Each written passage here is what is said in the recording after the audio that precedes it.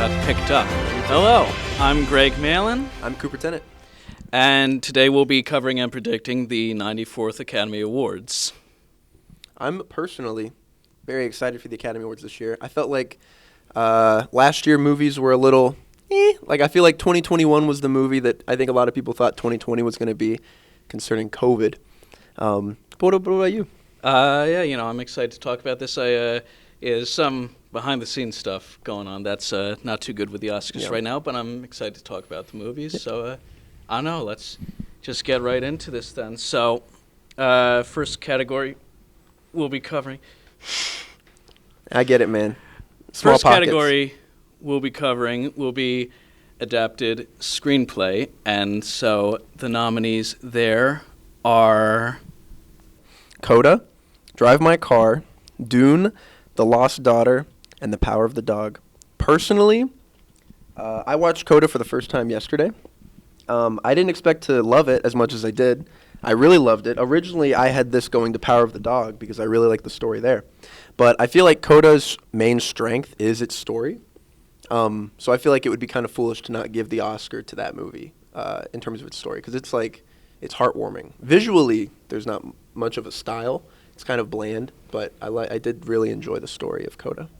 All right, yeah. So for the nominees overall, so I'll say The Lost Daughter did not like that one at all, and I think it was a well-made and acted movie, but my problems are that's just not a very good script to me. I know some people like it, but then Dune is nominated here, which I thought that was more carried by the filmmaking than the writing. Drive My Car, which I think is really lovely and beautiful. I was very happy to see that getting a lot of love here. But yes, I do believe that it's between Coda and The Power of the Dog. And I originally also thought it was going to be The Power of the Dog, but which I think it's a brilliant character study, and that would be my personal choice to win. But I think it is going to be Coda. The tide has sort of turned there, and Jane Campion is in contention for other awards, while Sean Heder of Coda is just right here. And it is sort of a simple story, so I don't think a lot of people would originally think it would be winning, but it's been racking up some precursors, and I think people are going to go for it. Yeah, I do think it's interesting that Coda is an early pick for Best Picture, because I think it is a safe pick for Best Picture. But personally, I think the Academy's going to give this Oscar to Coda for screenplay, and then save Best Picture for whatever we decide to pick. All right. Well then, so for snubs then, what would you say is the biggest snub of this category, Cooper? I guess, would you consider an adaptation or a remake an adapted screenplay? A remake would be eligible and adapted, okay. Yeah. I would have liked to maybe see Nightmare Alley get a little nod for this, just because I haven't seen the original Nightmare Alley, but I've heard that the way that the remake goes about the ending is a little more favorable than the original. All right. I picked the wrong time to eat popcorn. Yeah, I also like Nightmare Alley's script. For me, though, my biggest snub in this category would be Tony Kushner for West Side Story. I'm going to be talking about that film a few more times today, and I thought he did a brilliant job really updating it. And if you look at the original, then you can see just how many wonderful changes and alterations and improvements he made on it. It really is sort of night and day almost. His dialogue completely matches the incredible score, and I think he should have won, actually, not just be nominated. But all right, moving on then, we have original screenplay, and the nominees are Belfast, Kenneth Branagh, Don't Look Up, Adam McKay and David Sirota, King Richard, Zach Baylin, Licorice Pizza, Paul Thomas Anderson, The Worst Person in the World, Eskil Vogt, and Joachim Trier. So, who do you think is going to take it? This one was okay. I don't love Don't Look Up. I think it's a little too apparent in terms of what it's trying to say, but I do like the story of it. I think the story's good. So I almost gave it Best Screenplay. Almost.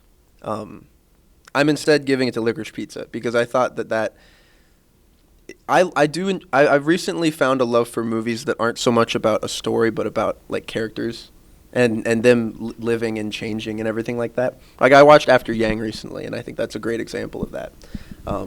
But I just think Licorice Pizza is like a very well crafted story and screenplay, and I think I'd love to see P.T. Anderson walk out with the Oscar. All right, so for this category, I think that it's sort of up in the air right now because Belfast lost the BAFTA to Licorice Pizza when it should have had the advantage there. Then Licorice Pizza lost the WGA to Don't Look Up when it should have had the advantage there then. And I can't bring myself to predict Don't Look Up, though, because I think that that's the worst script here. I think it's very messy. I love the message, but the execution is lacking. So I think it's between Belfast and Licorice Pizza, and I think it's going to be Belfast. I know you did not care for that movie. We'll get to Belfast. All right. I think I like it fine, and I think it's sweet, and the themes resonate, and, it didn't have a weird illegal romance as its center like true. Licorice Pizza. But I think it's ultimately going to be that. I'll be fine with either one of those taking it. My personal choice of these nominees would be The Worst Person in the World, though, which I think is not exactly a unique story, but the telling of it is definitely sort of out there, and it's sort of funny and sad and all that. I thought it was a really smart script. I'm happy to see it got here. I don't think it has a chance of winning, though. But so what would be your biggest snub of the category, then? I think Annette might be my biggest snub. I'm not sure if Annette's based on It would be an already. original, I believe. Okay, good. Because I really resonate. Annette really resonated with me. I'm really annoyed that it's not nominated for anything because it feels like a movie that should be nominated for everything. But I mean, I would have loved to see Annette get a nod for its story. All right. So for me, my biggest snub, which previous category, I would have given this snubby the straight-up win, would be Fran Kranz for Mass, which I've talked to you about. It's a film tackles a very dark, challenging subject, but it's just all this rich dialogue and the perspectives, and it's sort of really unflinching, and it doesn't pretend to have all the answers, but I think it is a brilliant script nonetheless, and I thought it was robbed. All right, so moving on then. Next up, we have actress in a supporting role. We have Jessie Buckley for the Lost Daughter, Ariana DeBose for West Side Story, Judi Dench for Belfast, Kirsten Dunst for The Power of the Dog, and I don't know her name for King Richard. Ingenue Ellis there for you King go. Richard. Ingenue Ellis for King Richard. I'm going to give it to Kirsten Dunst just because I was really surprised by her performance in Power of the Dog. I didn't realize it's a very muted performance, but she doesn't. It's hard to explain the character from that movie without like straight up just talking about the movie itself. But I don't know. She gives a very muted performance. She doesn't really get what she wants in the movie, which is kind of sad. But I thought it was very good because I personally don't know her in many things other than the Sam Raimi movies, and she doesn't do much other than scream in those. So yeah. I was impressed. I was personally impressed. I do think that's an excellent performance. So for the whole category, I will say so. Jessie Buckley and Judi Dench, I think that these are excellent actresses. I don't think either one of them belong here. Jessie Buckley, I thought her part in The Lost Daughter was sort of that storyline, the weakest part of the overall movie then, even if she plays it well. And Judi Dench, I have no complaints against her as an actress at all, but she's not even the best supporting actress in her movie. That was Catriona Balfe. Yeah, I would agree. Ingenue Ellis and King Richard, excellent work from an excellent actress. She usually doesn't get big showcase roles like this, so that was a nice surprise. And, I said I also love Kirsten Dunst in that, but I think it absolutely should be and will be. This is a lock, Ariana DeBose for West Side Story, who is it's a star-making turn, really. She is brilliant in that movie, whether she's dancing or singing are just speaking. She's captivating. I think she is absolutely going to be taking the Oscar then, and it's going to be incredibly deserved. So, who would be your biggest snub in this category then? I'm a big fan of actors playing like over-the-top characters.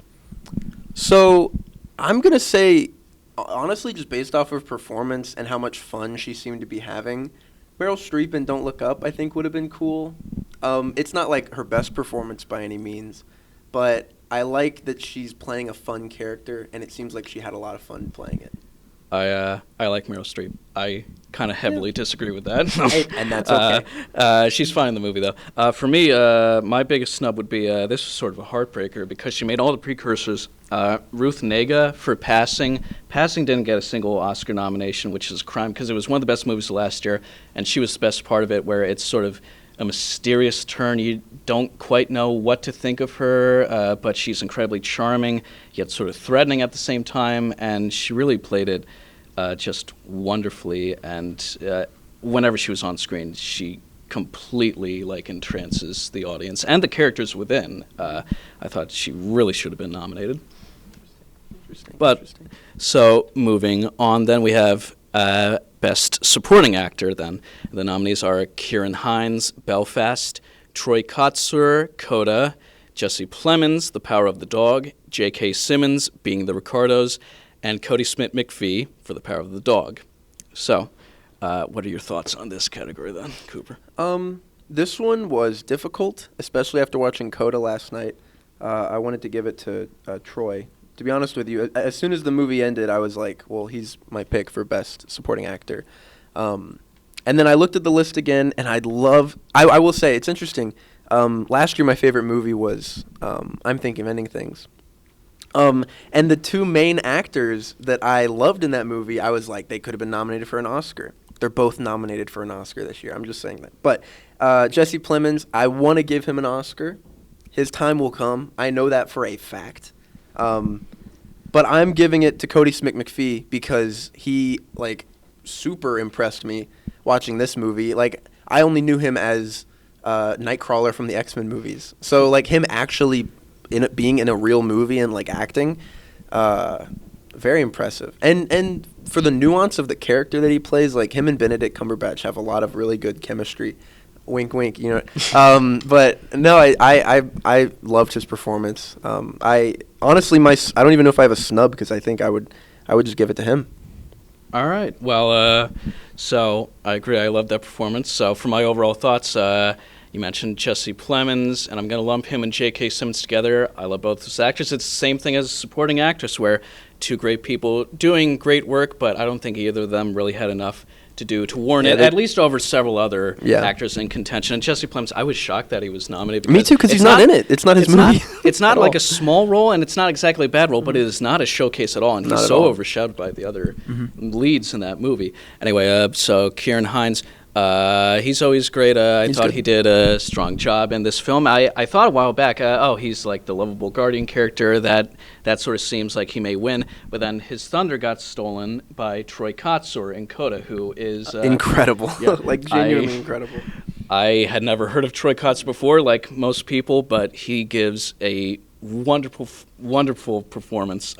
He is funny, charming, lovable, smart. I was really taken with him, and he has one scene in this film that it breaks your heart. You know what I'm talking about. I know exactly then. what you're talking about. So I think that he's definitely going to win, but I do want to say I'm split between my personal choice between him and Cody. Yep. Cody, like you said, it's a very deftful performance. It's very subtle, and again, it's like I said before, you're not quite sure what to make of him. I think a lot of people walk out of that movie with different thoughts about him and his character, and that's because there's so many unknowns there, and he wisely plays all of them up just enough, but never goes in one direction, so there's so many different ways to view him throughout, and I thought it was a brilliant turn, really incredible, but so I'd be happy if he won, but I will say, between these two guys, Troy is a middle-aged deaf actor. Cody is not, young. and he's Very young. young. He's very talented. He'll have more opportunities in the future. I hope that he gets it someday. I don't think it's going to be this time, even if he's deserving. And why not give it to Troy, who is just as good as him? I think he will end up winning. For the reasons that you gave, but also like it's not like they're just giving it to him. You know what I mean? Like he genuinely did deserve. It's not just you're disabled. We're going to give this to you. Exactly. He's brilliant. Yeah. And so for my snub, you said you're not sure if you have one. I don't think I have one. Talked, then actually, sorry, real quick. David Harbour in Don't Look Up. Not Don't Look Up. David Harbour in Black oh my God. Widow? No, Black Widow. No, the Soderbergh movie that came out last year. That my favorite movie of last year. Soderbergh. Oh, the Soderbergh movie. I don't remember what No that Sudden Move. was. He's really good in No Sudden Move. Sorry, go ahead. Okay, all right. So, so for me, my big snub of this category is Mike Feist for West Side Story, who I knew this actor before that, and he is incredible in this movie. He should have been in the running to win it with Cody Smith-McPhee and Troy Kotsur. Oh, you agree, but you didn't name him as because I didn't think about him. Because he's really good. But he's just on fire whenever it is such a great turn. It's funny. He's a guy who you should not like at all, but he is so good in it that you can't help but sort of like him and almost kind of root for him, even when you should not. Yeah, he's very charismatic. Yeah. All right, but going on then. Next up we have, let me think. Oh, actor in a leading role. Oh, we're already at actor. I thought it was actress. True, actress in a leading role. We have Jessica Chastain for The Eyes of Tammy Faye, Olivia Colman for The Lost Daughter, Penelope Cruz for Parallel Mothers, Nicole Kidman for Being the Ricardos, and Kristen Stewart for Spencer. I'm going to keep this very brief. I think Kristen Stewart should win because I really like Kristen Stewart. And I like that she's having a bit of a career resurgence along with, I mean, it's obvious to point out parallels between her career and Robert Pattinson's career. Yeah. I think they're both getting their due, which is nice after being very talented actors that were stuck to a very not good franchise. Yes. So I love that she's nominated for an Oscar, and I'd love to see her win. All right, so this category, I'm going to be honest, this is my least favorite category that we're covering because... So you mentioned Kristen Stewart, and I do think that she does a great job in Spencer. I could not get into that movie, though, despite her best efforts, especially because I thought she was playing less a character and more just a victim whose entire personality is just covered over. Then for the others, Nicole Kidman, great actress. I thought she was the weakest link of Being the Ricardos. I would not have nominated her. Olivia Colman, then, I love her. I said before I did not like The Lost Daughter, and despite the fact that I do think she does an excellent job in it, it just did not save the movie for me or make me actually care about her character.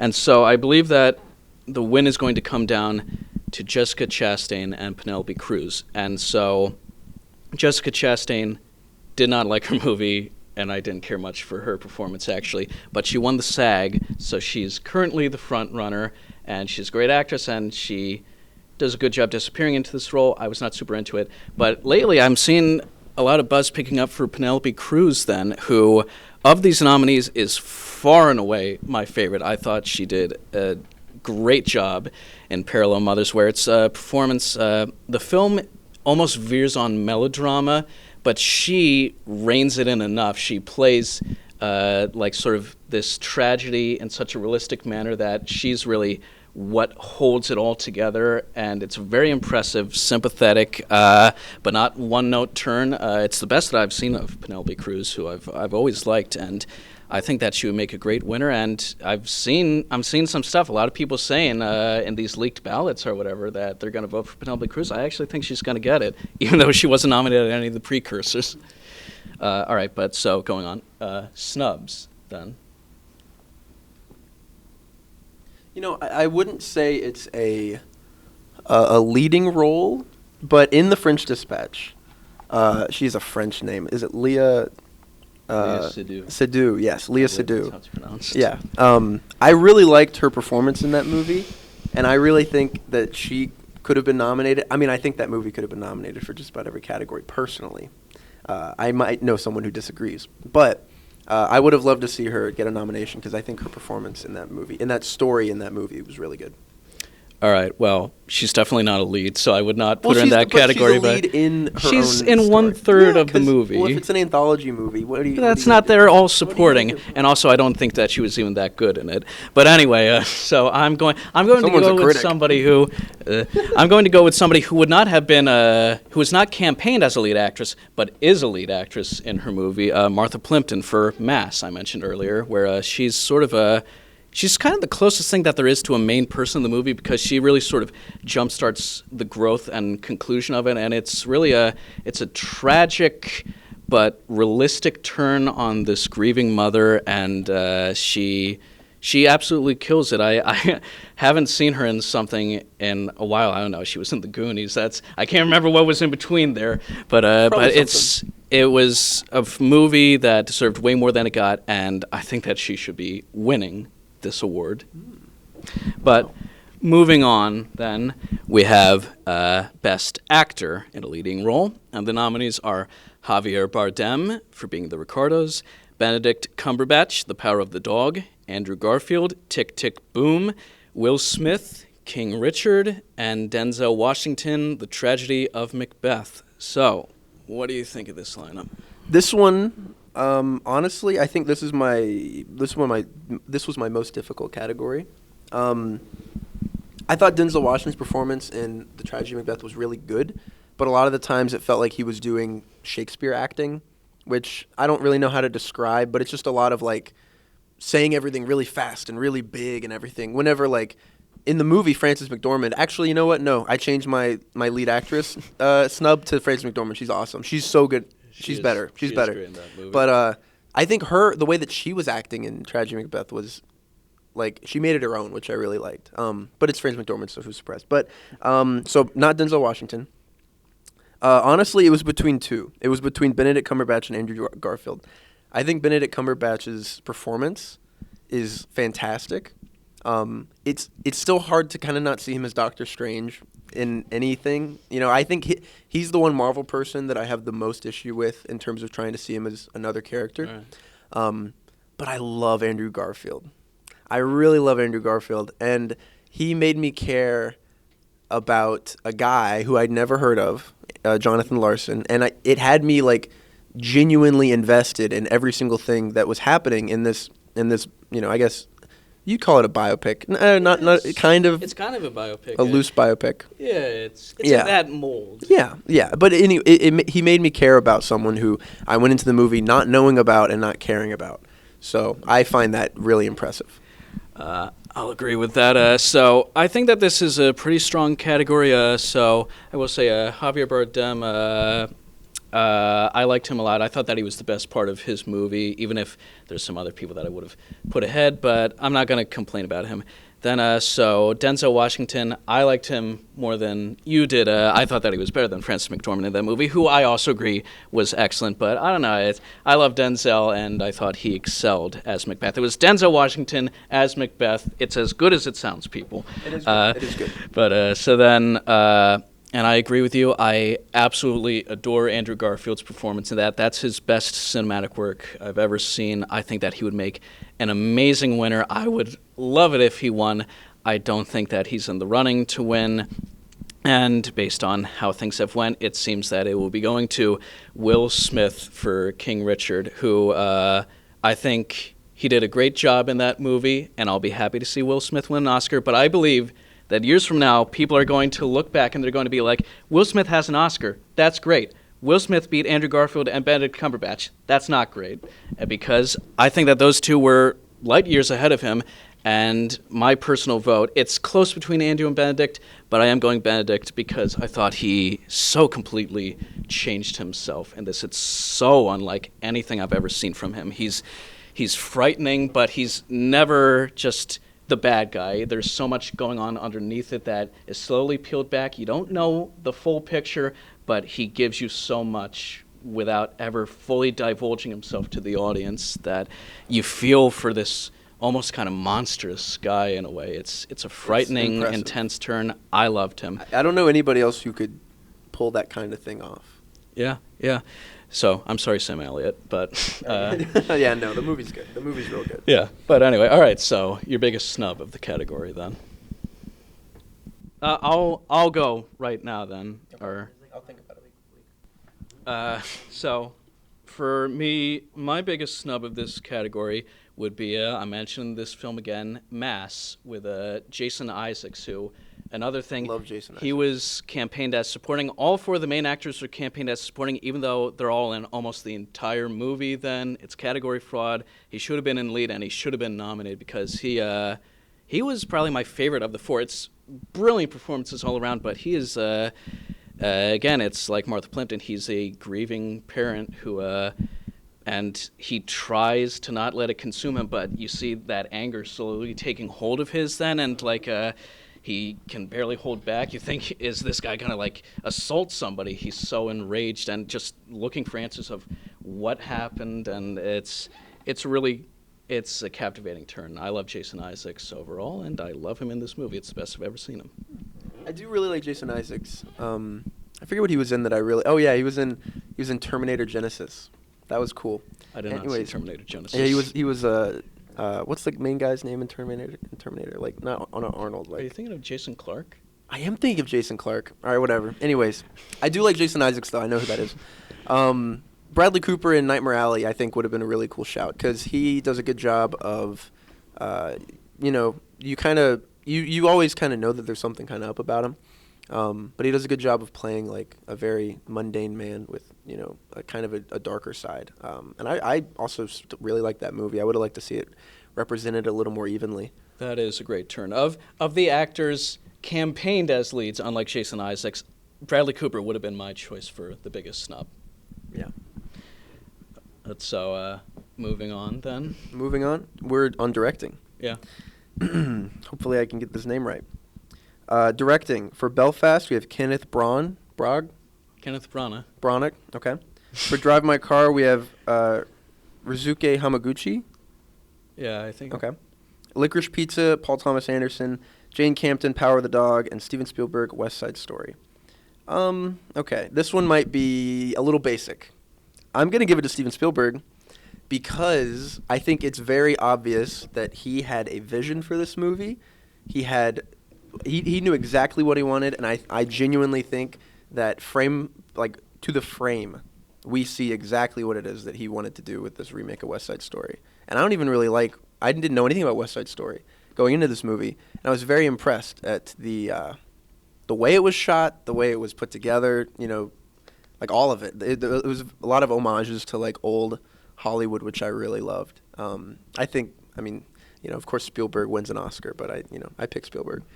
I like that answer. So this I think is a solid category. Solid. Mentioned Kenneth Branagh and Paul Thomas Anderson before.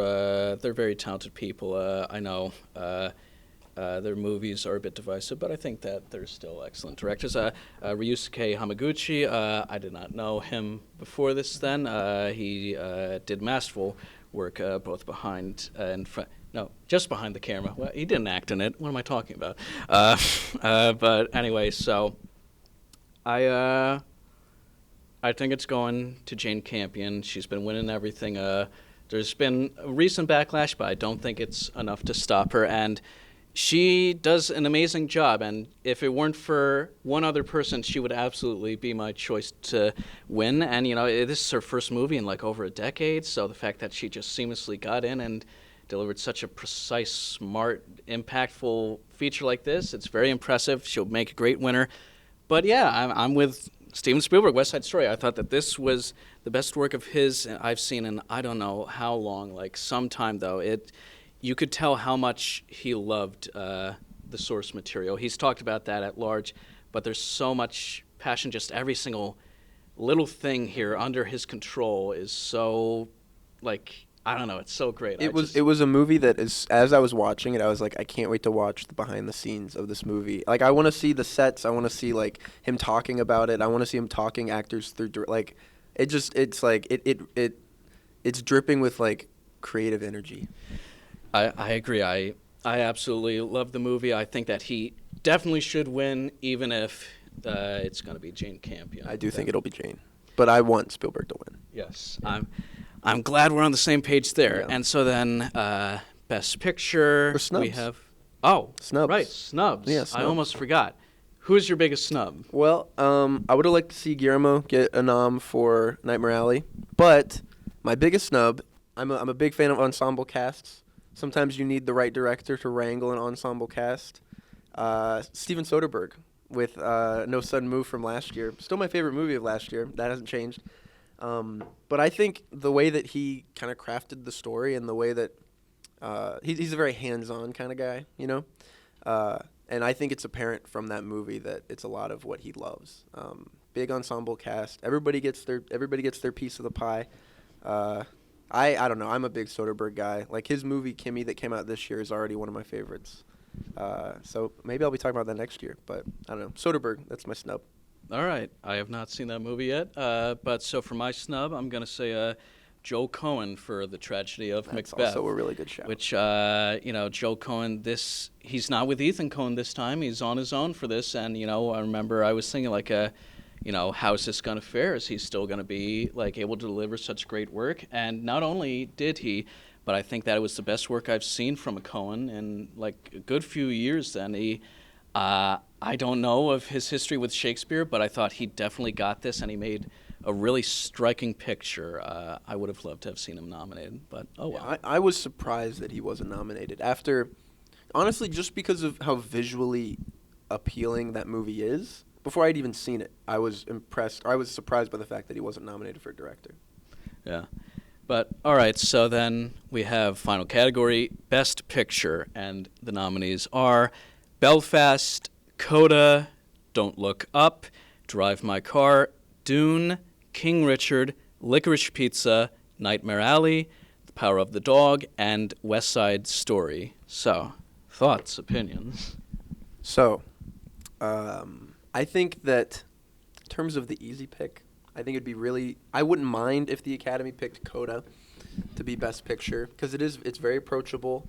And honestly, I prefer its story. I think the story of Coda is more spotless, per se, than the story of my actual pick, which is Power of the Dog. But Power of the Dog brings a lot more interesting ambiguity, and I think the character's a little more interesting. And I think that visually it's a lot more appealing. I think Coda is visually kind of bland. It almost feels it's a little too clean. It kind of lacks a bit of dirt that I feel like it should have had. And Power of the Dog is grimy. It's a grimy movie. And I think it's my favorite movie. Well, other than Don't Look Up, of course. But I think it's my favorite movie of the year. I think it would be awesome if it won. All right, so with you mentioning Don't Look Up at did I say Don't Look Up? Yeah. When did I say Don't Look Up? You just said it. I meant to say Power of the Dog. Did I say Don't Look Up? No, you said The Power of the Dog was your favorite aside from Don't Look Up. Oh, because I keep saying Don't Look Up instead of No Sudden Move. Easy mistake. Amateur mistake. Okay, no. No Sudden Move is my favorite movie that came out last year. Don't Look Up is not. And Power of the Dog is my pick for Best Picture. All right, we got that cleared up then. So, as I was saying, Don't Look Up. I think that this is, there's some that I'm not oh my God, it was so amazing or whatever, but I think that I'm fine with all of these, except for Don't Look Up, which I don't hate, but I don't think it was a good movie. Yeah. I wouldn't be surprised if it won, though. I feel like it's pleasing enough to win. Yeah, but I feel like that sort of spot is being taken because so I believe that this is between The Power of the Dog and Coda, as you just described then. And so The Power of the Dog, it's funny. Power of the Dog is the most nominated movie of all of these. I think Coda might be the least nominated of all of these then. You might be but right. So it's 12 against 3. Mm-hmm. But so The Power of the Dog was for the longest time the front runner then. And while it is very likely still going to win director, it seems that the tide has turned. I said that before, and that it seems like Coda is really picking up steam as of late then, and is going to take picture then. Of these two, I would definitely prefer The Power of the Dog, even though I did like Coda a lot, but it's also worth noting, The Power of the Dog, I guess a few of these movies are kind of divisive, really, and The Power of the Dog, a lot of people love it, but some people do not, and they say it's boring and slow. I highly disagree. Also disagree. But on the ranked ballot here, which that could definitely hurt it then, with people putting it at the bottom. While Coda it's very straightforward. It's very easy to get into, and it's nice. It's, as everybody says, it's just a really lovely pleasant story and It's characters. adorable. Who's going to watch Coda and be all, oh my God, I can't stand, So I do think that it's going to be that, and I feel like that may kind of hurt its reputation in a way, because it is It sort of, definitely it's will. very straightforward. It's sort of, I don't want to say this as a knock, it's simple. And I that's think not a bad thing. Coda- but I think a lot Coda- of people are going to be like, that won Best Picture? Yeah, I Really? think Coda. And I have nothing against it. Oh no, but- yeah, I think Coda falls into the same umbrella that Green Book does, in terms of it being a simple story that it's not really trying to do anything. But Green Book, I think, saw itself as like fine art, and it's not. I don't hate Green Book as much as Yeah. other people do. I don't think it should have won Best Picture, but I think it Coda succeeds where Green Book fails, in terms of it knows where its ceiling is. It doesn't try to break it, but it gets as close as it can, and that's perfect enough for me for a movie. Yeah.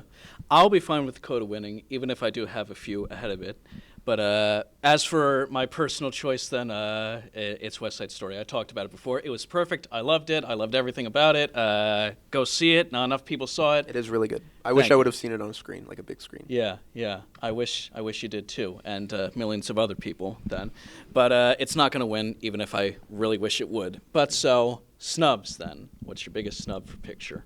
My biggest snub for picture is going to be the movie that I've also been talking about this entire show, which we're setting a bit of a trend, because Yes. last year I talked about I'm Thinking of Ending Things little show, and this year I haven't talked as much, but I've been talking a lot about No Sudden Move, which I really think it is just because it's an ensemble cast, and we've talked about this before, but Don Cheadle. Love Don I Cheadle. just like Don Cheadle. Everybody likes him. Yeah, there's a fun little cameo at the end of the movie. Like, it's one of those movies that's like, I like movies, you know what I mean? I like movies that are kind of aware that they're movies. They're not afraid to have a little fun. It's good. Like, I wish more people would have seen it. It didn't even get a theatrical release because COVID or whatever. But it feels like a movie that if it would have been in theaters and people could have seen it on a big screen, a big screen, it would have done a lot better, and people would have enjoyed it a lot more. Yeah, I should see that. I haven't should seen see it, so that, I 'cause can't it's a really comment on good it. time. But so for my number one choice, it's another movie that I've mentioned a bit here. It's gonna be Mass, which this was a movie. It had the small distributor. The main actors were all like just character actors. The writer and director is not a very famous guy then, so most people did not see it, but they should, because it was just a really touching. It takes a very difficult issue and it attacks it head on. It really stuck with me. It's a shame that it was so underseen, but hopefully that can change in the future. I'd like to see it. Yeah, I'd like you to see it too. But you watch No Sudden Move, and I'll watch Mass. How about that? we'll do. Yeah. But all right, so then, as we've done before, we like to close this out by talking about upcoming films and what we're looking forward to next year. What maybe we'll be getting in at the Oscars next year. So. I think we can briefly run through a list. For me, Knives Out 2, Knives Out 1 was one of my favorite movies of the year that it came out. I'm very excited to see what they're doing in Greece. Top Gun Maverick, supposed to come out in 2019, never did. I love Top Gun. I love Tom Cruise, so Top Gun Maverick. Bullet Train looks really fun. Another ensemble cast, a bunch of assassins on a train, awesome. And then Babylon, which is the new Damien Chazelle movie, that also has a really good cast, and I'm very excited for that. Yeah. So my number one most anticipated movie of this year is The Fabelmans, which is Steven Spielberg. He's making a movie about his upbringing, his childhood, him as a young adult. And David Lynch Yeah. is in it. Yes, David Lynch is going to be in it. That'll be interesting to see. And I thought Spielberg, I think that West Side Story kind of got him in his childlike enthusiastic, which he's at his best there. So I'd be really interested to see how he tackles his story. Yeah, but and what were the? All right, yeah. So don't laugh. Barbie.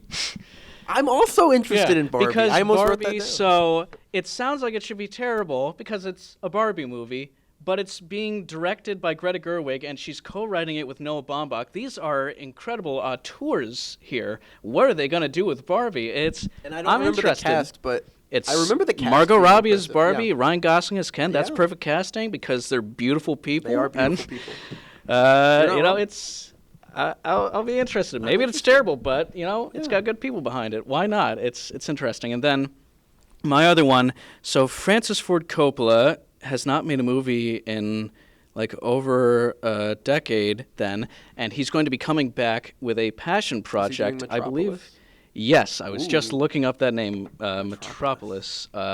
And so, you know, his last few films then were sort of underseen and not too well regarded, but he still is one of the great directors. And I believe that this is coming out this year. I could be wrong. If it's not coming out this year, then I'll just say Killers of the Flower Moon. Scorsese's doing it. That should be good. Be cool. But, you know, Coppola is one of the greats, and I hope that he has more greatness to show. But yeah, so that's it for that. And normally we close out these shows by telling you to watch previous content and other works here then. But I would like to note that for this show, we did not cover every single category at the Oscars then.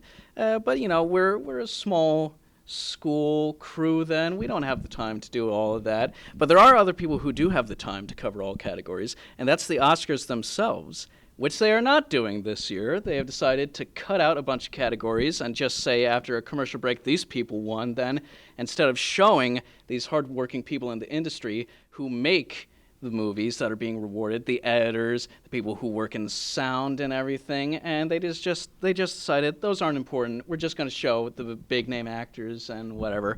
And yeah, that's not right. So I'm upset about that, I guess. I'm also upset about that. And we just want to say that. Yeah. So that is our show. Thank you. Goodbye. Probably leave, huh? I guess so, yeah. Leave.